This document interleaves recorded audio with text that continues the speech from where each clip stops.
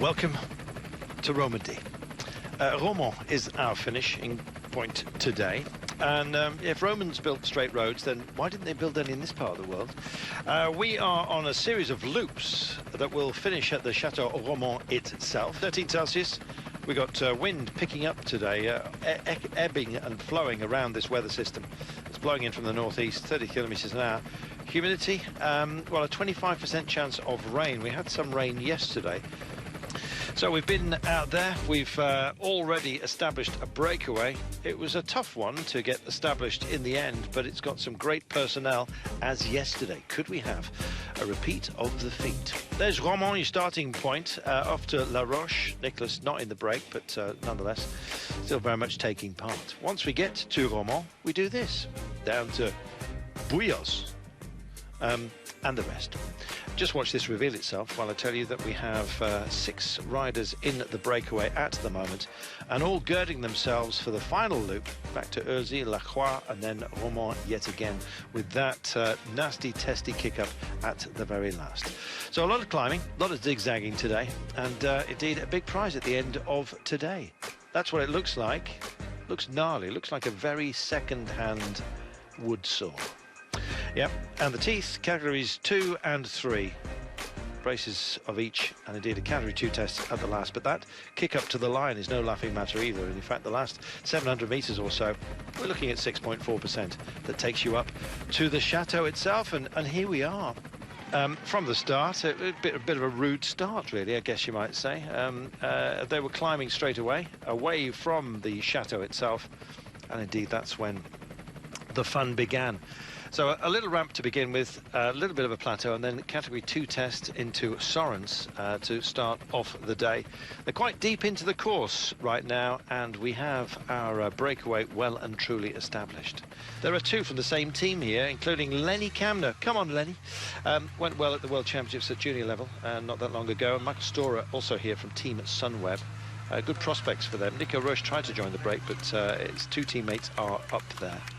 Looking at Kenny Elissonde, likewise we have Andre Amador as part of the original breakaway, and joining them latterly, late arrival to the party, but kicked the door in, invited himself and scoffed all the vol-au-vents, Nikita Stalnov of Astana, wearing number 66. He's pacey, but also punchy. That's your break, as it stands at the moment. This is going to bounce out towards 2 minutes, and therein lies the danger. And I think those in the pack are starting to realise that, so we're seeing a little bit more impetus. Jumbo-Visma still on the front, but I think another team may well decide that they're going to come up. In fact, they've called for full firepower here. 2 just been on water carrying duties, just coming back up with some sustenance. Probably last toot for them with 40 Ks to go. Minute 41 is the gap.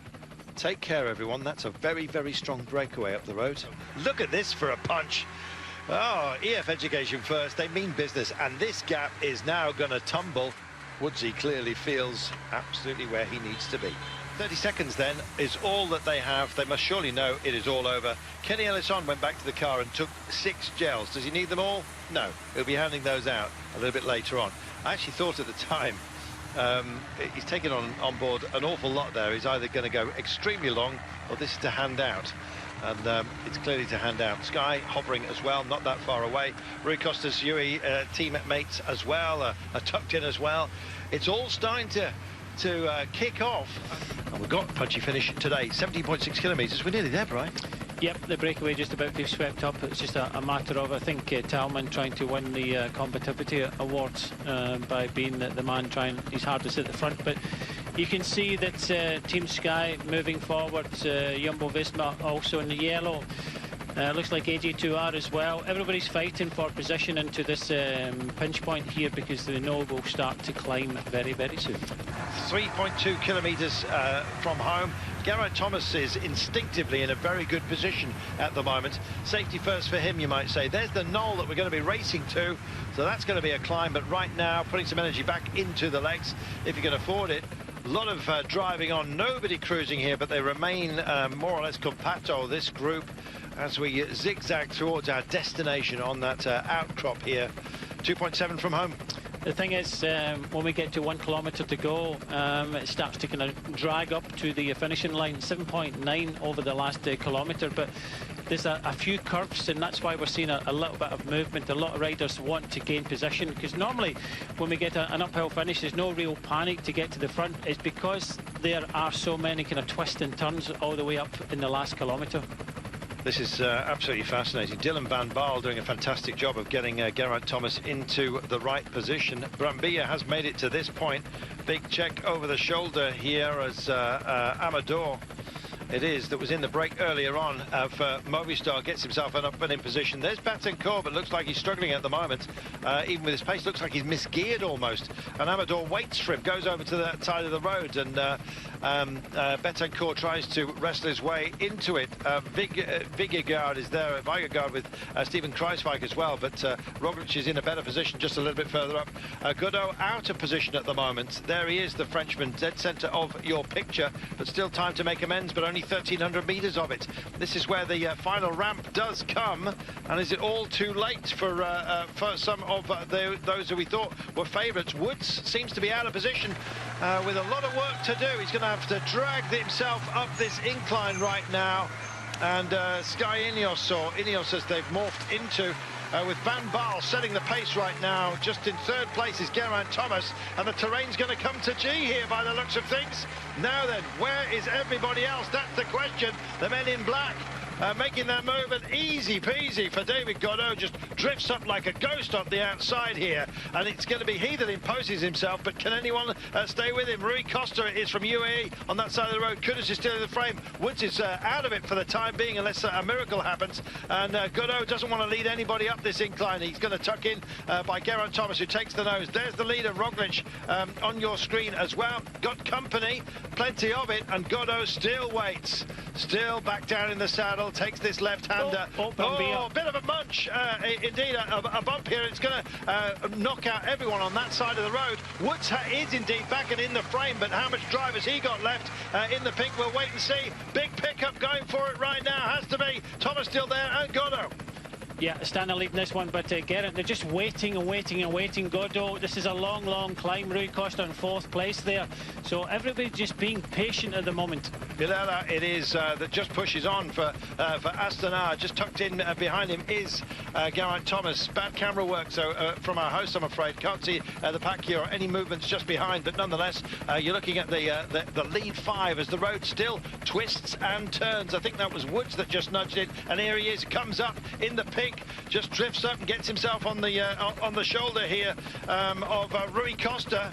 Costa with friends as well, I think you might say, perhaps in a high places. Hagen it is that's in the place. Costa sees a gap, goes for it, backs out. Godot picks it up as well. Here's Woods that's going to join the front as well, but Godot looks like he's got it. Has he? But Rui Costa's on his case. There goes Godot. Well, we said the Frenchman looked on fine form. He took his arm warmers off, ready for battle, and he has absolutely nailed it on that pesky ramp. Roglic getting in the frame as well as our overall leader. Won't be any problem for Roglic. Shakes his head though. He absolutely wanted that. So did Rui Costa. I'm afraid after all the work that Michael Wood's team did, it was not to be a winning move for him. David Godot, we said he got a good punch and he landed it. Godot delivering. Great work from him. Let's have a look at this nudge. There it is, and it's more than a nudge. Takes out Colbrelli. Wow. Well, sadly not from the helicopter shot here. It's just too tight on the front, but nonetheless, you can see the movement now. Wood's team did so much work today. He had the right idea and the right wheel to follow, but just could not keep up with it. Finished strongly, but nobody as strong as David Godot. Timed his run perfectly, always well protected by his team today, and in fact kept so much at hand in the bank. That was brilliant.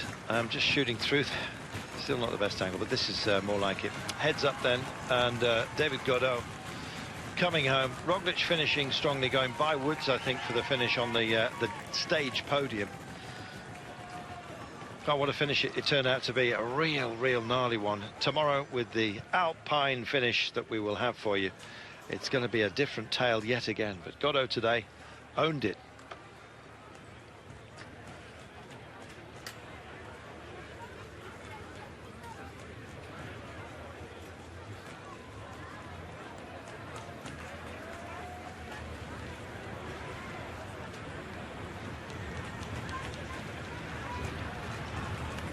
David Godot, it is, that takes the day. Primož Roglic still leads by a margin of 6 seconds over Godot, by the way, because he also made sure that he got bonus seconds today, 10, 6 and 4 at the line. So he's damage limitation.